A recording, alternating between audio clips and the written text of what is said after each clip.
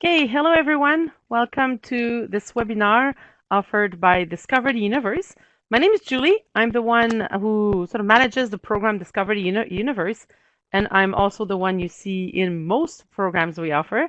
So welcome to everyone who's online with me right now. Welcome to everyone watching the recording. If you're live with me, feel free to introduce yourself and ask questions in the chat. If you are watching the recording, of course that function doesn't work anymore, but you can email me if you have any questions afterwards. I'm there to help you, so I'm happy to receive your questions by email. Um, if you received information about this webinar, then just that email address is mine, so you can just use that one. So just a few words about the program Discover the Universe. I know some of you are regular participants, some of you are probably new participants. So what we offer, here's what we are. We are an astronomy training program for teachers and informal educators. Our goal is to help you, and whether you're in a school or in a museum, in a science center, or you're someone going to school, doing visits, like an amateur astronomer going to schools doing visits, scouts. If you're working with kids and want to talk about astronomy and space, we're here to help. This program was started in 2011, and it's offered by astronomers across Canada, the astrophysicists across Canada, in particular, people from the Dunlap Institute at the University of Toronto. So I want to thank them. It's a great team to work with, and they support this program. Everything we do is offered in both English and French. So this webinar was presented yesterday in French. If you are interested in getting content in French, whether you teach in French immersion schools, for example, you can go back, you can still register and access the recording and so on. So we do offer things across Canada. It's a Canadian program, but we are, since it's online and free, people can reach us from anywhere in the world. Ed, I see your question. Am I broadcasting right now? Well, I'm live presenting. It's not broadcasting anywhere else other than people using this link. I don't know if that answers your question.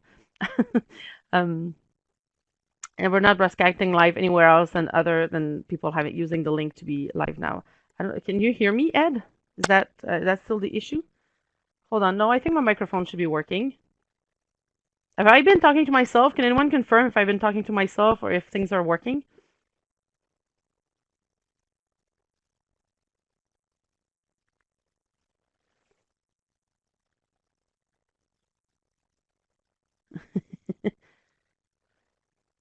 Just doing a quick test. Okay, perfect. Thanks, Mike.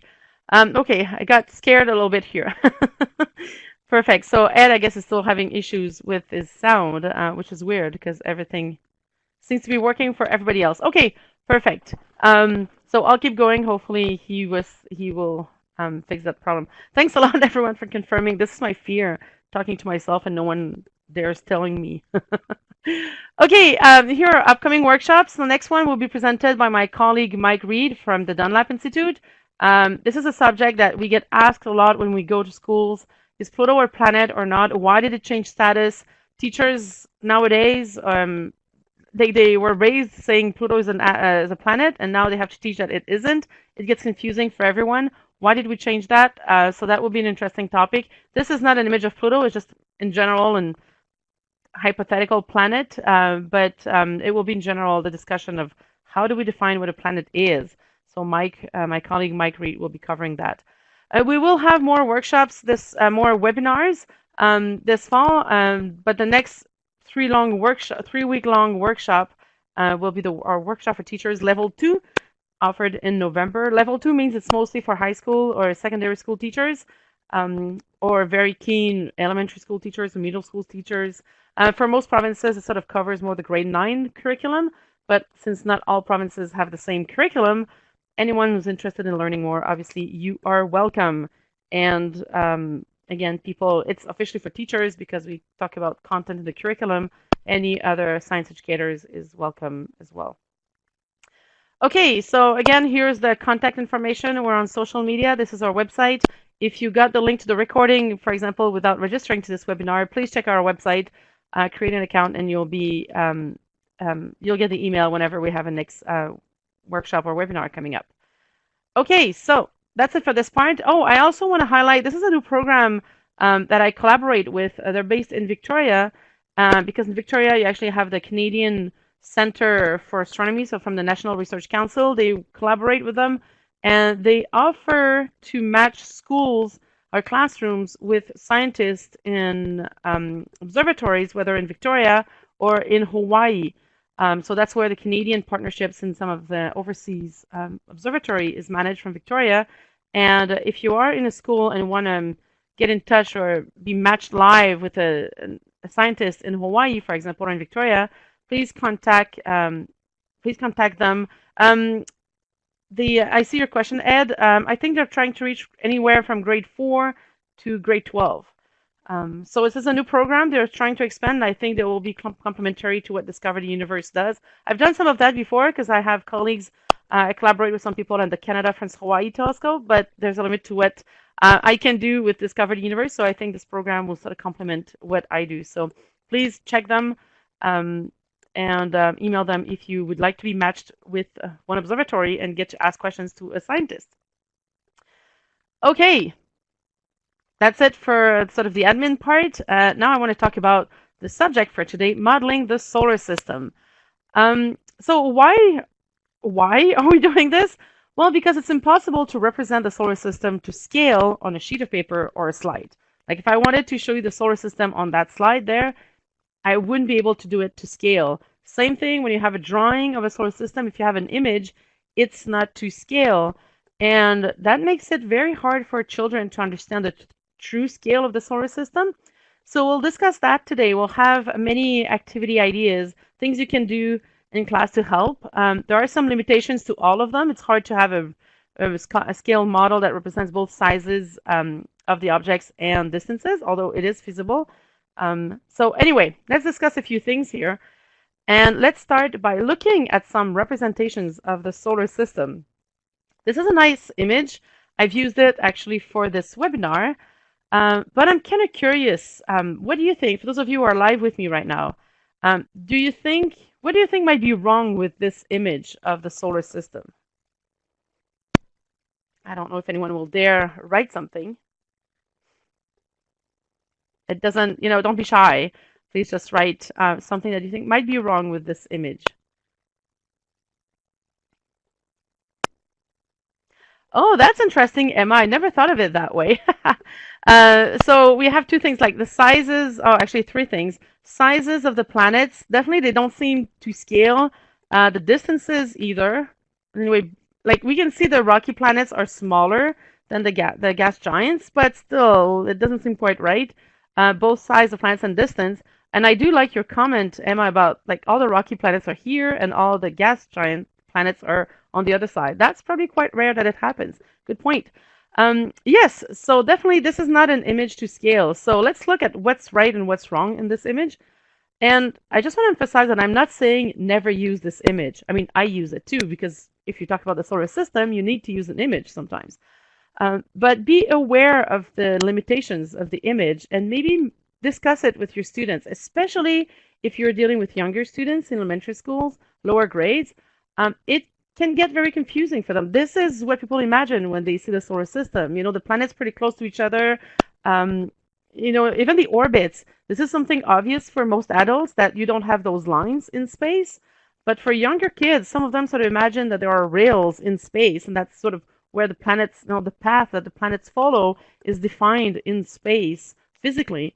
We know it's just a path that kind of shows us where the planets would be going, but it's not a real physical object in space, the orbits themselves. So there are quite a few things like that to be aware of, and I think it's interesting to discuss them. So personally, I think what's great about this image is that it shows different objects, not just the planets.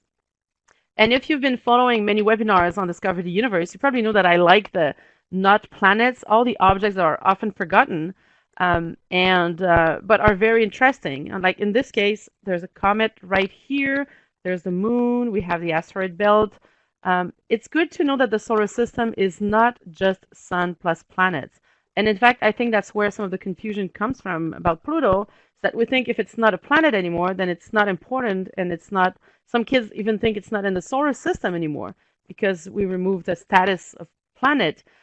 It really doesn't change anything to Pluto itself. So I like to emphasize that the solar system is more than just the sun and planets. And of course, this image also has a nice global representation. I mean, the planets and the sun, they look pretty nice. Um, However, the sizes are not to scale. Like I mentioned, the rocky planets are smaller than the gas planets, but the scale is not right. Um, Especially, like, for example, if you compare the Earth to the sun, the Earth should be a lot smaller compared to the sun. The distances are not to scale. We would burn.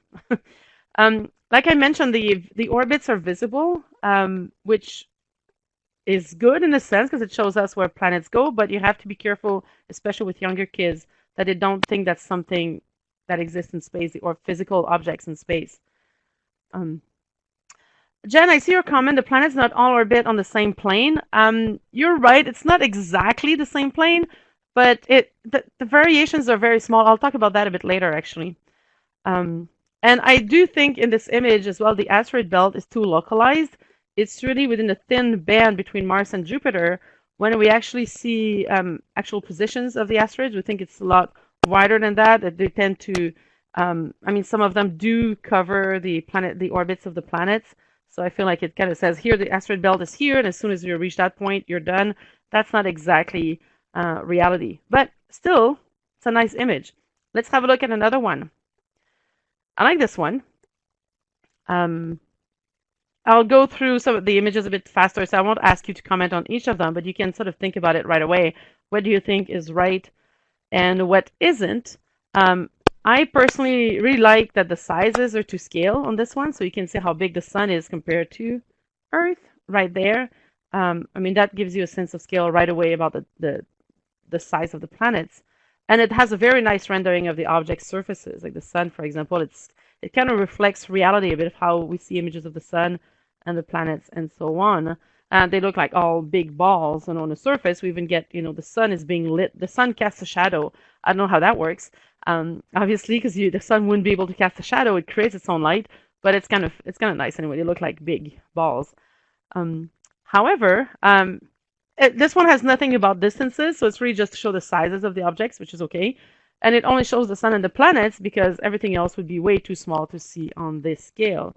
So it's a nice image. You just have to be aware that it doesn't give you more details than the sizes themselves. If you look at this one, this is a popular one. I think that comes directly from Wikipedia, actually. We see the planets in line from the sun. So we have the order. However, not all planets will be in line like that. And as I was presenting this yesterday, someone mentioned, well, they're not lit from the right side, and that's true. I never sort of paid attention to that, but the planets, they look like there's some light shining from above when the sun is actually on this side. So whoever made that image, it would have been interesting to see them lit from the left in this case. So what's good and what isn't in that one? The sizes are to scale. So yes, Earth would be this small compared to Jupiter and the Sun, so it kind of gives you a good idea of the sizes of the planets. The dwarf planets are just points in this case because they would be very, very tiny. And it includes the dwarf planets, so I like that. It shows more objects than the regular 8 planets. However, the distances are not to scale. They kind of evenly spread out. That's not the case. And the planets are not in a line, and that's something many models will show the planets in a line, and you have to be aware that that's not how things work. Everything moves in the solar system, so you have to keep that in mind when you talk about models. Here's another image. This one was created with the Planetarium program Starry Night. It helps to see the orbits. This is actually the position of the planets just a few days ago when I created the slide.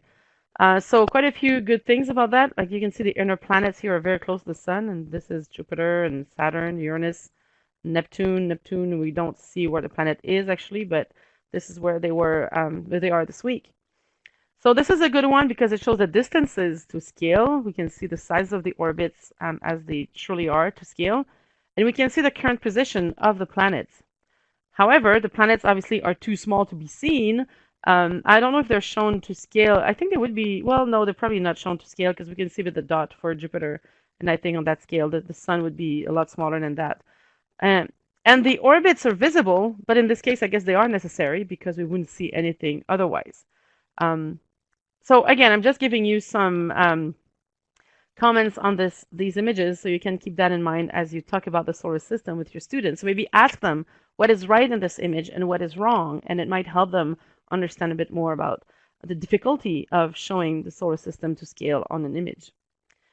So then what should we do if images are not good at representing the solar system? Well, the best idea I find is to create models. There are many different ideas on how we can create models of the solar system, and I'll cover a few of them here. Yesterday, there were, again, in the French webinar, there were interesting discussions. At some point, people were mentioning that we could create the planets to scale in the snow in the winter. So bring all your students outside, create the planets, and then have a planet fight, like a snowball fight. I like that idea. I never thought of it that way. Or trying to create a huge snowman with 8 planets to scale. I don't think you would be able to do it. But anyway, I like the idea. So if you have any, please share them as I go through some of them here. But first of all, let's start with a few basic concepts so we understand a bit more how the solar system works. So the plane formed by the orbit of the Earth around the Sun is called the ecliptic. So again, this image is not to scale, but if we look at the Earth going around the Sun, it's on a plane. By definition, this is what we call the ecliptic. And the planets are also on the ecliptic within a few degrees. So it does vary a little bit, but if you look at it from far, for example, the solar system is pretty much in 2D, at least if you think of the Sun and the main planets. If we're talking about asteroids, they tend to vary a bit more. Comets can be from anywhere, but if you think of the main objects, the planets that we'll cover in most models, it is okay to have it in 2D, pretty much flat. So solar system from front, you would see the circles. From the side, it would be pretty much flat. So within a few degrees, it's not much. Pluto had more variation, but the other one is just within 5 degrees, I think. And unit as well we'll be using a lot is what we call the astronomical unit. Many of you might be familiar with it. This is the name we give to the Earth-Sun distance on average. So the average Earth-Sun distance is 1 astronomical unit, and that's close to 150 million kilometers. So if, for example, Jupiter is about 5 times further away from the Sun than we are, we can say Jupiter is 5 astronomical units from the Sun. It makes it easier, instead of counting into hundreds of millions or even billions of kilometers in the solar system. So when we talk about distances to planets, we'll very often use that unit. And just so you know, we did write average. The orbit of the Earth around the Sun is not a perfect circle. It's an ellipse. This is exaggerated here. This is not to scale, and it's not that squished. I have a better image to show you in a minute. But just to show you how it varies, so it goes from 147.5 million kilometers to 152.6 million kilometers. And what you might find interesting from this drawing is that we're actually the closest to the Sun in January when it is freezing cold for us up here in the northern hemisphere. So the distance to the Sun is not the reason for the seasons, and you can see that here. It's really because of the tilt of our planet as we go around the Sun. But I just wanted to put that image just to show that the distance does vary a little bit. Again, it's not to scale because the difference is not as much as what is shown here. But overall, actually, it is almost a perfect circle. So the orbits are not circles, but almost. They are ellipses with the Sun at one focus. If you're not familiar with ellipses, no worries. You don't need to understand all that to explain the solar system. It's just that overall, officially, they're not circles. But when you look at the orbits from above, they look like circles almost. So this is the solar system today. This is from a website. It's very tiny. Maybe I should have added it. It's called heavensabove.com. I really like it because you can go and see the solar system today, some data about the planets, for example, and you can choose, like, as of today, how far they are from the Sun, where they are located. There's many things on that website, actually. And yeah, I forgot to mention it, but you will get the PowerPoint for this presentation. In the slide notes at the bottom, I always put the link to the images, so you'll find the link to get this image directly. So as you see the planets here, I mean the orbits are pretty much circles. So from afar, it looks like that. You can see a bit Mercury is different. The sun doesn't look quite in the center. You can see Mars as well. It's not completely a circle. It's a bit, there's much more difference here between Earth and Mars than there is on this side. And this is the position of the Earth today, and this is where Mars is today. A few months ago, they were both around here, and that's when we were hearing a lot about looking at Mars in the sky because it was in opposition, so that means they're just on the same side of the sun, and they were opposition was also when the planets are the closest to one another. If opposition happens when the Earth is here and Mars is here, then there's more distance between the two. But this year they were meeting on this side, and it means Mars was very bright in the sky. And in fact, you can still see it. It's not as bright as it was earlier in July, but you can still see it easily in the south after sunset. The bright reddish or orange star that's there is actually the planet Mars. So anyway, it's kind of fun to see where the planets are because you can understand a bit where, okay, this is where they are closest, for example, see a bit what's happening. But in this case, I would mostly wanted to use it to show you that the orbits are almost circles. So this is an approximation we'll be using in most models.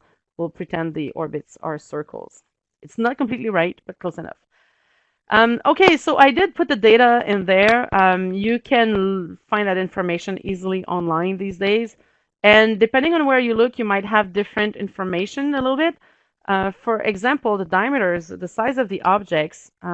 If we look at Jupiter and Saturn, it really depends whether you're talking about the polar diameter or across the equator, because the planets are squished a little bit. It's not a huge variation, but you might see different numbers because of that. Even the Earth is a bit squished a little bit. So if you look at the diameter across the equator, it's a bit bigger than across the poles. And I believe this is the equatorial diameters. I'm not 100% sure. The distance from the sun, again, this varies throughout the year. I use the average distance.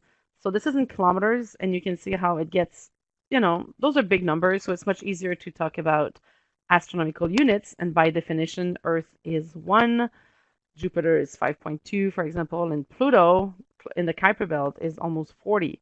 So Pluto is 40 times further away than the Earth is from the sun on average.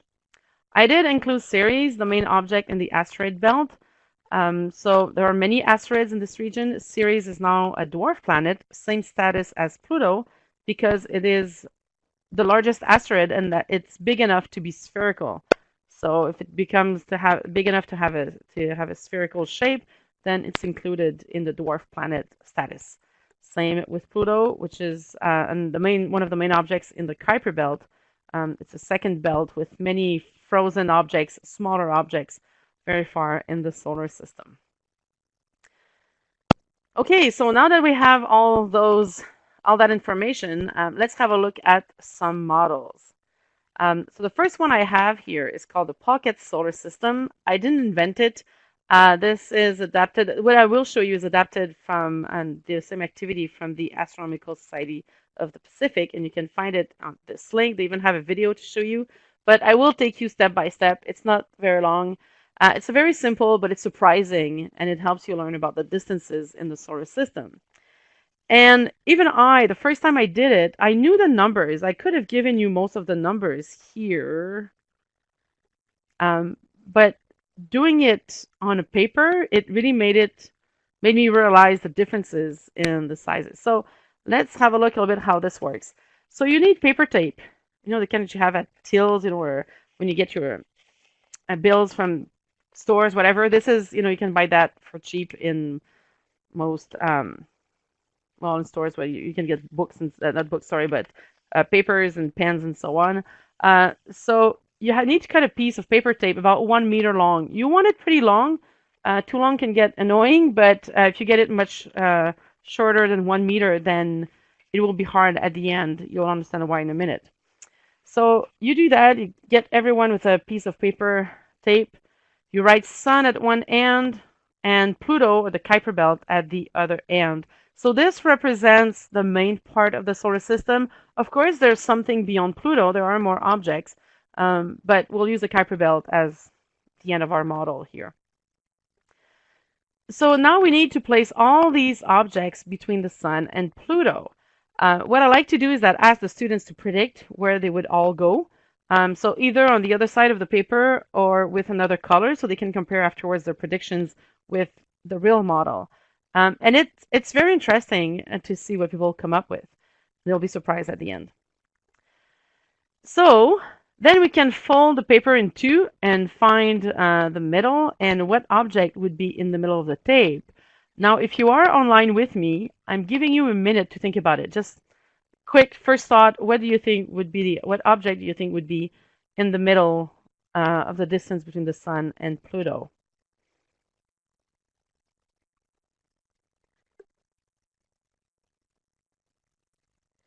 Kind of wondering if you have an idea. Interesting. Saturn, Uranus, maybe. I must admit, usually when I do it for class, almost everyone says Jupiter at first. It seems like very often people think of Jupiter, but Emma is right.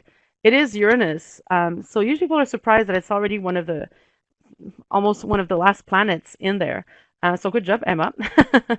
um, Now, let's fold it again. And this is something pretty easy even for kids to do. You know, you fold it in two. Again, you're trying to find the quarter mark in a sense. So now we're looking here, which object is halfway between Uranus and Pluto? Well, this is pretty easy. There's only one left in the list that we had, Neptune. So that's pretty easy. But here, now let's have a look here. Which object is halfway between the Sun and Uranus? This one is Saturn. I give you the answer right away.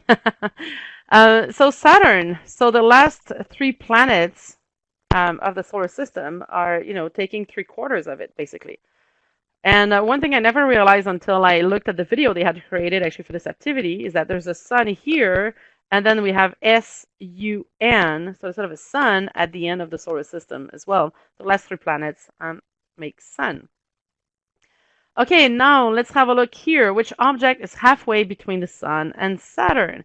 Now we're getting in 1/8 of the solar system here, and this one is Jupiter, which means the rest of the solar system fits here.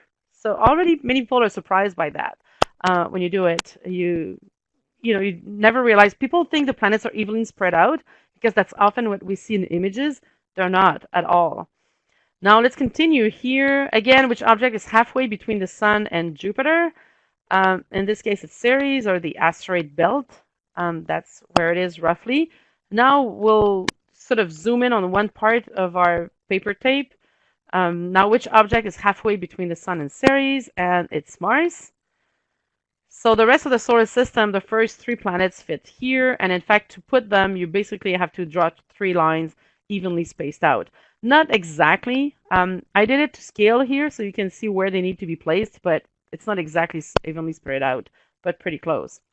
So now when you look at the whole solar system on your paper tape, most people are surprised by it.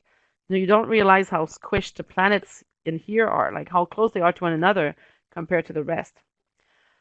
And, because we were always folding in two and going halfway, do you think we were cheating a lot? Well, actually, not much. Here's a real distance to two decimals. And you can see that if we, approximate that, this is almost 40 and 30, 20, 10, 5, 2.8. So this is really like halfway is 20, between 0 and 40, the halfway is Uranus. Then Neptune is really halfway between the other two. Saturn is halfway between Uranus and the Sun. Then Jupiter, halfway again. Then Ceres, we kind of cheat a little bit here with Ceres and Mars, but not much. And, with the precision we have on our paper tape, this is actually very good. In fact, it will be at the end for the last three, most students, their writing will be too big for the space that they have anyway. That's why you need at least 1 meter of paper. If you have less than that, it's very hard to put.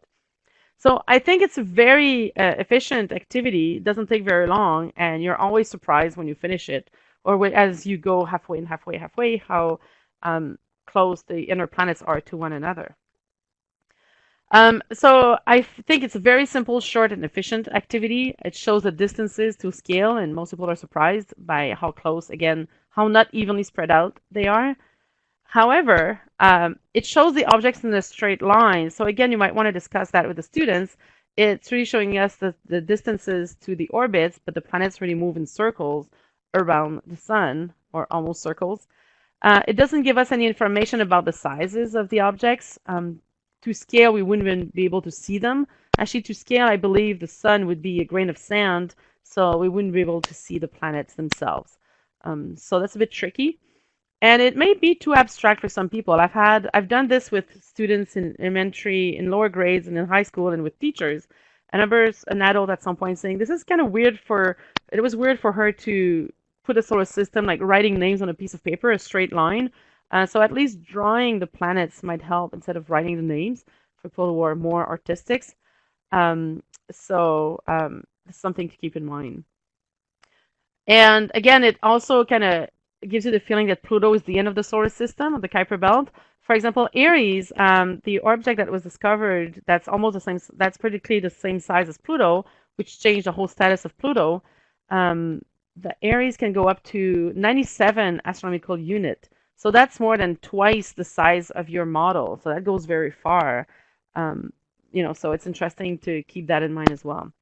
And yes, Ed, I totally agree with you. I think it would be interesting to ask the students about these. So I wanted to discuss them with you today. If we were in a room, if I was in front of you, I would probably ask you to collaborate a bit more and give me more feedback, so you think about them yourselves. And yes, I think it would be interesting to have students come up with the pros and cons. Let's have a look at another model, the planets in Plato. Um, I like this one. It takes a lot of Play-Doh, but it's worth it. It's fun. So it models the volumes of the planets to scale, and this is different than modeling just the diameters. You start basically with 3 pounds of Play-Doh. So each group or you probably want to do it in groups because that takes a lot of Play-Doh. So let's say each group of few students gets 3 pounds of Play-Doh. And then you divide the entire ball of Play-Doh into 10 equal parts. So this is the link where you can find this information. But I'm just showing you quickly a few points here. So you split it into 10 equal parts. 6 of those will start Jupiter. 3 of those will start Saturn. And then you take what's left, so 1/10 of the whole amount of Play-Doh that you had, and then you cut the remaining part into 10 equal parts. And then again, you take 5, you add it to Saturn, you combine 2 to start Neptune, 2 for Uranus, and then you cut the remaining part into 4 equal parts. So whatever you have left is what you always cut into smaller parts. At the end, it's super hard because you're left with almost nothing, and you realize the Earth is nothing compared to Jupiter. But it makes you realize how big, like Jupiter is over 60% of the volume of all the planets, for example. So I created it I did it a few years ago, and I had a homemade Play-Doh that was pink. So you can see some of just the 4 planets here, the 4 biggest ones, but the Earth was almost nothing. So you can check this link. You can click on the link now, or even in the recording, it will work as well. You will get the PowerPoint with the links as well. And it's fun it's really interesting to do. I like the way it's set up. Again, the downside is that it needs a lot of Play-Doh. But it's worth just to understand how small the Earth is compared to Jupiter, for example. You always get surprised at the end. So I think it's an excellent activity to model the sizes. And what's interesting here is that we're talking volume, not just diameters. And it's very surprising. You need a lot of Play-Doh. So this is not really a limitations on the model, just reality of you being in class and needing all that Play-Doh. It's impossible to do perfectly, but that's part of the challenge. It's kind of fun at the end when you're left with just some crumbs, and that's supposed to represent the Earth. It doesn't give you anything about distances, but that's not the goal of the activity. And it only represents the planets because the other objects would be too small anyway. Even Earth, Mercury will be very hard, and of course other planets or dwarf planets or asteroids and comets would be very, very hard to model this way. So check it out. That's fun to do either in a classroom or after school programs or whatever. It's a fun activity. Now let's have a look at creating a real scale model of the solar system using modeling both sizes and distances. So in most models, we only recreate the main objects, the planets with the sun. And what's interesting is that you can find everyday items to represent the planets, and then you put them at the right distance from your sun. So if you are in a school, for example, and you have the sun in your classroom, then you will probably need to walk quite a bit outside the school to put the planets in the right place. And you might get, a basketball, for example, for the sun, and then you'll get the Earth will be tiny, and Mercury will be barely visible. But it's interesting to find everyday items that fit and then putting them to scale. This is very interesting, putting them at the right distances to scale. I know some people who did that around their school, and they took they went walking and they placed the objects, and the challenge was finding them on the way back because many of them were so small it was difficult to find them. So how can you do that? Well, of course, you can calculate your model. Depending on which grades you teach or how old the kids are, let them do the math. I think that's a great way to combine math with astronomy. It's just a cross products anyway, proportions. So for example, if you want the sun to be 30 centimeters in diameter, about a basketball, how big should Earth be?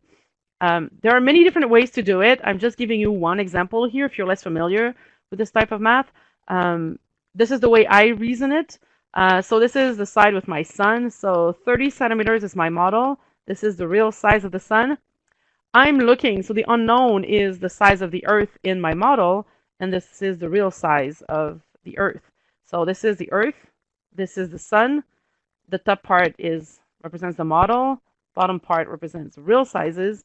So then if we're looking for x, the unknown, then x, you simply multiply these two and you divide by the third number, and you get, in this case, 2.7 millimeters. So if the sun is a basketball, Earth is, I don't know, quinoa seed or something like that, pretty small, just a few millimeters across in your model. So of course you could have them calculate all planets this way. You could have them calculate the distances as well. I didn't put it here, but you could put real distance. Well, yeah, so you would just need a proportion in your model about, instead of putting here the diameter of the Earth, you could put the distance to the Earth, and then you would be looking for the distance to the Earth in your model. So you would need to write the same scale, but using the distances instead of the diameters in this case. What you could also do is have the students do it in Excel. So here's a suggestion. Just showing you a quick example here. So if you're middle schools, or if you're trying to get your students to know Excel, then you could have a table where, well, I didn't put all the numbers. I just did this very quickly, but I have the sun here, the real value in kilometers. I didn't put the numbers for Mercury, Venus, but here's the real value for the Earth in my model.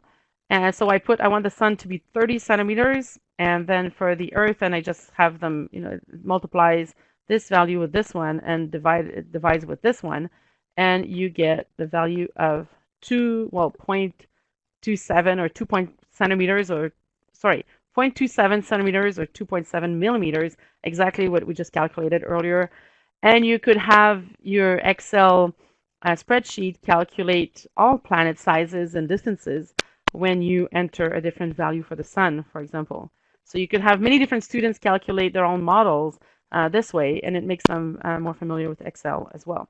So just some ideas. And again, this is just an example. There are many different ways to do it. I just did that very quickly. But if you are less familiar with the math, or if you are teaching lower grades and it's not that relevant, or it might be too hard for them to do that, here's a website that will do it for you. This is something we just added on the Discover the Universe website. We're hoping to improve it, but at least it works. So you enter the size of the sun you want for your model, and everything else is calculated automatically. It's just like your spreadsheet, but already done. And you can even show the scale solar system on the map, and you center it where you want it. So you could center it on your school, and you could see how far it goes. And what's interesting here is that it shows you the orbits. So it's not just a straight line. So what I was telling you earlier, if you have the objects and you take a walk around your school and you put an object like 300 meters further away and then another one 600 meters away, it kind of gives you the idea that all planets are in a straight line, when it's not the case. So this here actually shows you the orbit, so you can see where they could be in 2D. Again, solar system is not exactly flat, but representing it in 2D is a close approximation. But I like it less when it's a straight line. Like my paper tape earlier kind of shows the solar system in a straight line when that's not the case. So you can check it out on our website. You can use that if you want, or you can use it to make sure your calculations are correct. Yeah, so we just added it. I gave you the link in the previous page, but if you go to our website, in the resources section, I now have a page about solar system. I did put a link to that page there, and I will add more resources as well in that one. So you can check that out. I want to show you some examples of scale model of solar system. What's interesting, you can just create it, once with your students and then do it the year after. If you wanted to make it a longer project, you could have your students create more permanent displays about each planet in different locations. And that's been done in a few places.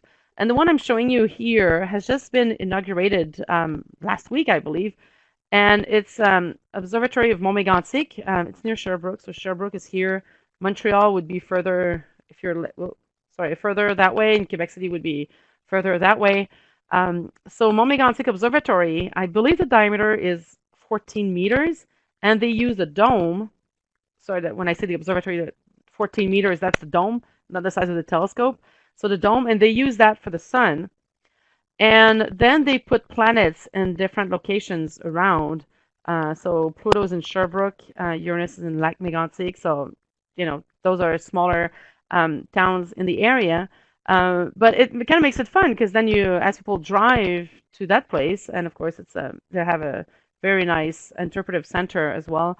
And as you go up the summit, eventually you see the inner planets close to the summit as well. So here's the display. So this would be the size of Uranus, and it has some information that's in Lac-Mégantic, so that's further out from the Mont-Mégantic. The Mont-Mégantic and Lac-Mégantic, they're not exactly at the same place. So anyway, there's some information there if you want to see how they did it. So yeah, having you could create something interesting in your community to have a scale model of a solar system, maybe get some sponsors for the displays, have a workshop somewhere, create the walls of the right sizes, and you could get the kids to make the display. It would be a longer term project, but I think something that the kids would be proud of. And it makes it nice, you can take a walk. This one is in 2D. I kind of like that they put the planets in different locations. It might be easier to have it on a straight line, in the park, for example, where they take walks. It doesn't matter exactly how you do it, but I think it's interesting to see scale models like that. This one is one of the largest in the world, I believe, one of the largest scale models of the solar system.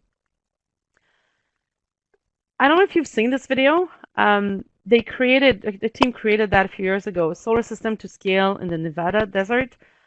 Check it out for sure. Yeah, show it to your students. They'll be inspired. It's beautiful the way they did it and the way they explain it. It's very well done. So again, this is just another example and the way they did it. I don't know if some of you who are online with me right now have seen it. Maybe you don't remember, but it is extremely well done.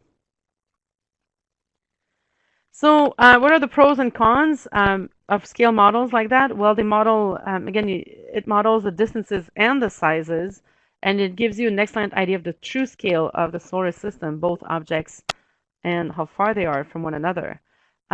You need many items and long distances to walk all the way to the furthest ones. It might be difficult to have a general overview. So, for example, Mont-Mégantic one, if you're in the middle, you don't see the other ones because they're so far away. So it kind of gives you, sometimes it's harder, or if you're just by Uranus or Pluto, it's hard to visualize where the other ones are. Kind of hard to have a general overview, but that's the case for the solar system. It's just so big. Again, be careful because it might give the impression that planets are all in line, depending on how you do it. And of course, it is very difficult to model the smaller objects. If you want the sun to be a reasonable size, then the smaller objects, especially like in your classroom, for example, then the smaller objects are, dust. So it's very tricky. I like the link. I just see the link that Peter shared, solar system models. Well, there you go. You have many of them there. I don't think the one from Mont-Mégantic has been added to this one. But we could compare how it is. Okay, there's a lot. But Canada doesn't have many. Yeah, we should get more Canadian models in there. Actually, the one from Canada that's there, I know this one as well. It's in Quebec, and it's beautiful. It's along the St. Lawrence River, and you just walk. It's a very touristy place, and you just walk along, and it has panels with information. So anyway, check those out. I think they would be great longer-term projects for students to do, create a real model, a permanent model. Okay, and I want to take the last 15 minutes or so to discuss this great project, a Sphero solar system.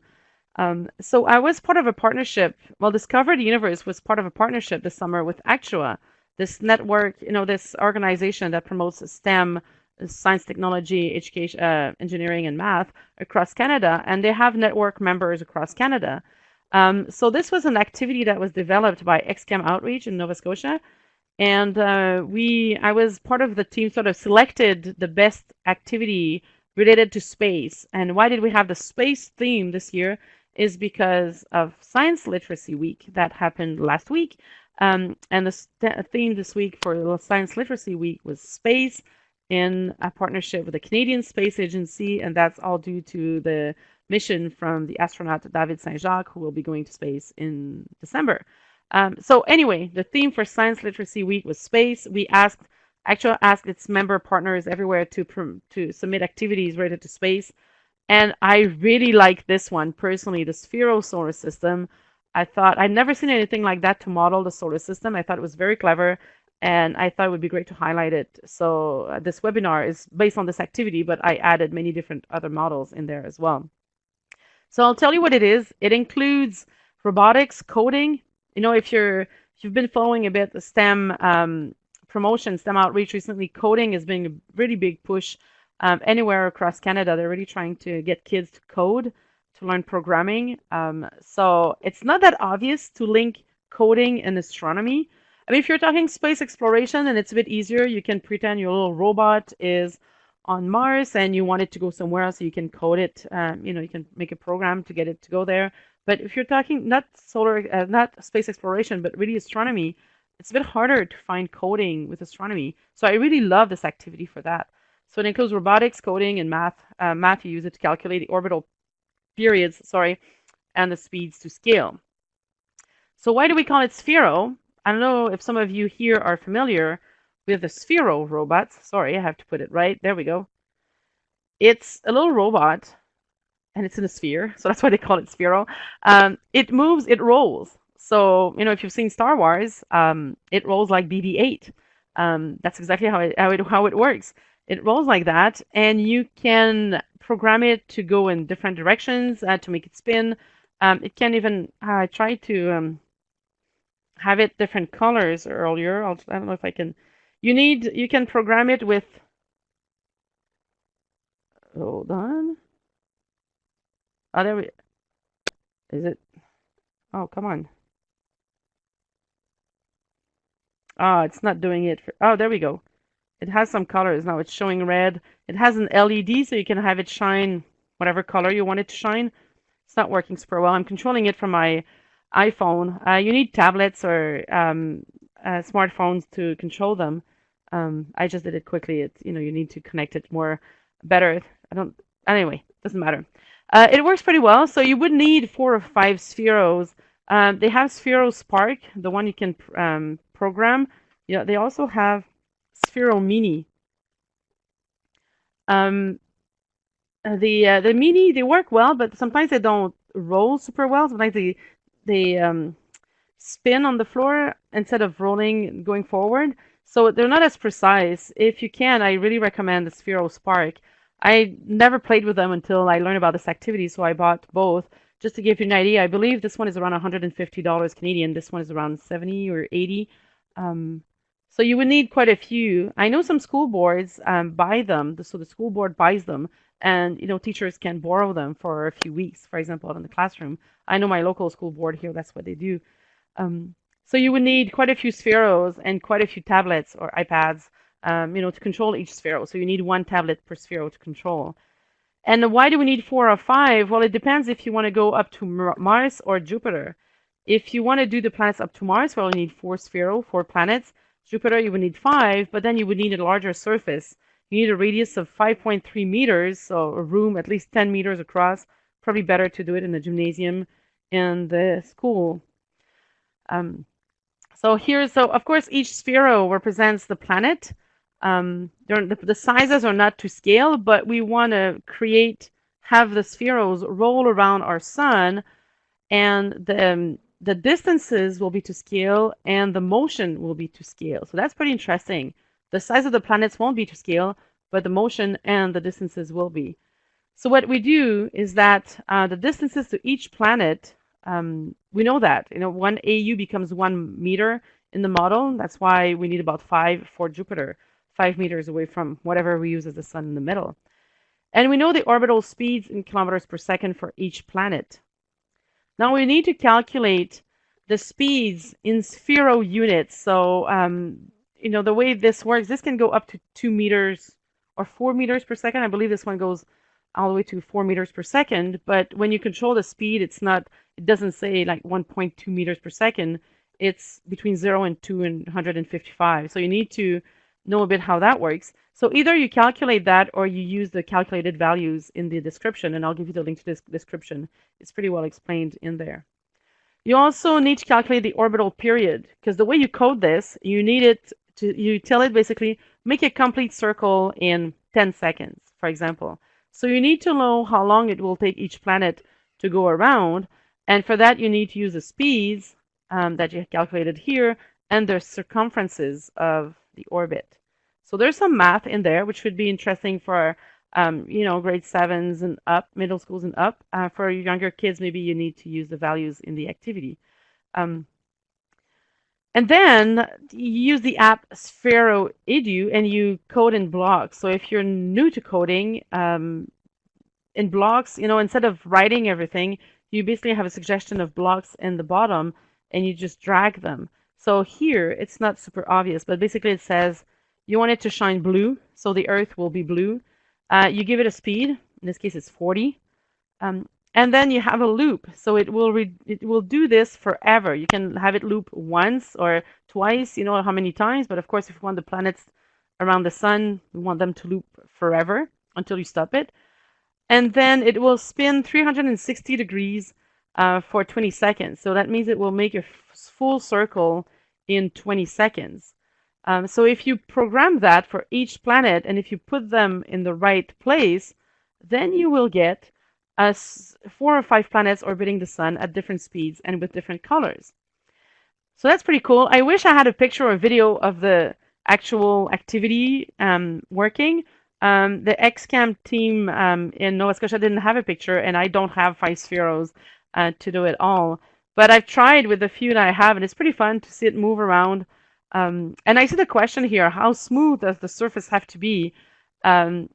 Pretty smooth, because one of the tricky things is that they don't make perfect circles. They easily get moved around. So I tried it outside, actually, in my driveway on pavement. And the spark can go outside. It has more sturdy plastic, but even then I can see some marks on it. So I wouldn't do it too much outside. The Sphero Mini, they don't recommend taking it outside. It's more fragile. And as soon as it hits something, it will get out of its way a little bit. I tried it inside, and the problem on hardwood floor, for example, is that sometimes it was spinning on itself. It didn't have enough friction to actually move forward. So these are some limitations of the models, but it's kind of fun to see it. And eventually at the end, you get some planets that will crash into one another because they won't stay in their own orbit. So that can be fun for students as well. So here's the link. Again, I really like this activity. I've never seen anything like that before in terms of modeling the solar system. It uses spheros, and spheros, if schools or school boards promoting coding, they're one of the few types of robots I think that are getting pretty popular with students because you can program them to do many different things. So if you buy them, you don't need just to program planets. There are many things you can do with them. They have many ideas online as well. So here's the link to the actual website with the description of the activity.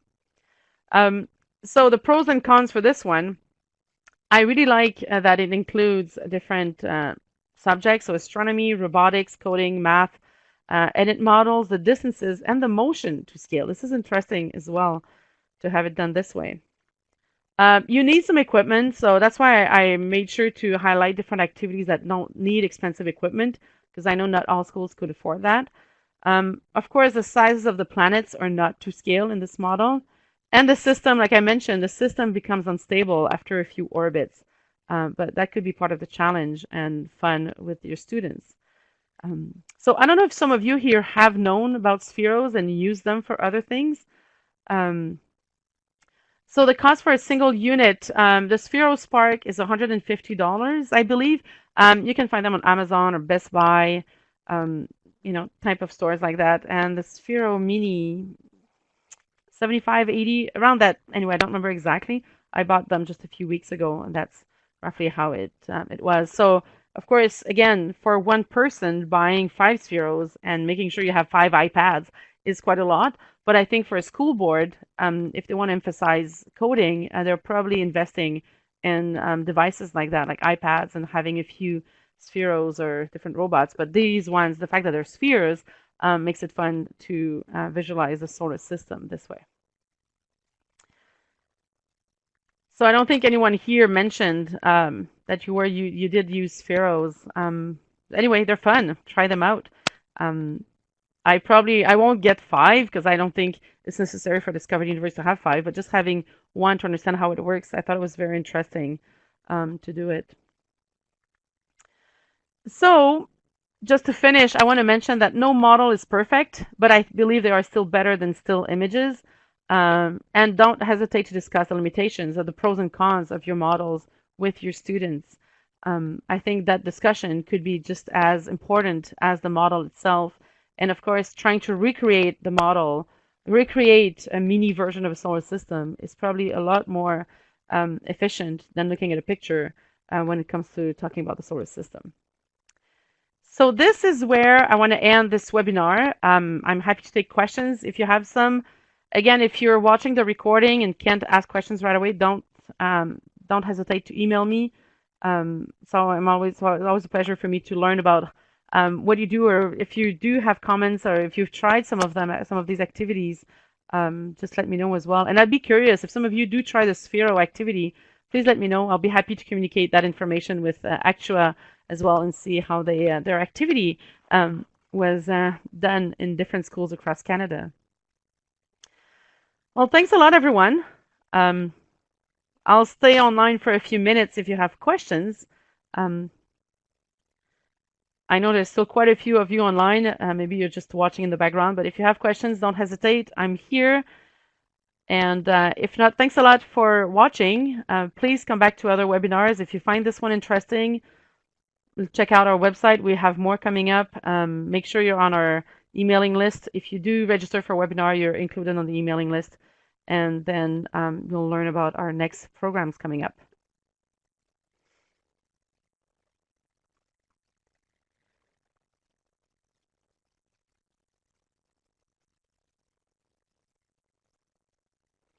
Thanks for coming live. And I know it's hard to reach teachers live during the day. So I'm glad you made it. Peter, will you use Adobe Connect in the future? Usually that's what we use. We're debating whether we should change. It's interesting to hear that you had trouble. I believe you install it sort of the add-in once and then it works. Sometimes it just opens in the browser. It's a little confused. I'm a little confused about how it works on your end because of course I have the program to host webinars. You need a larger program. But sorry you had trouble installing it. We are debating whether we should change. So far this has been working well for us, but thank you for letting me know that you had trouble installing it.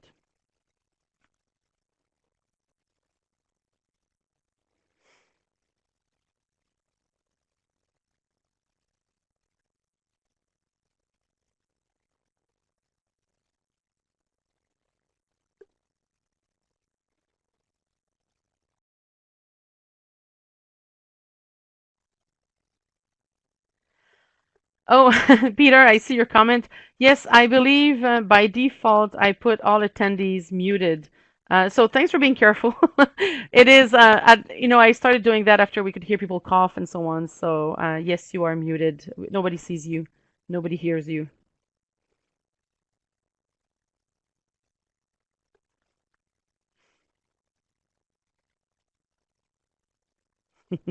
Okay, perfect, everyone. Thanks a lot for watching till the end, whether it was live or the recording, and see you next time.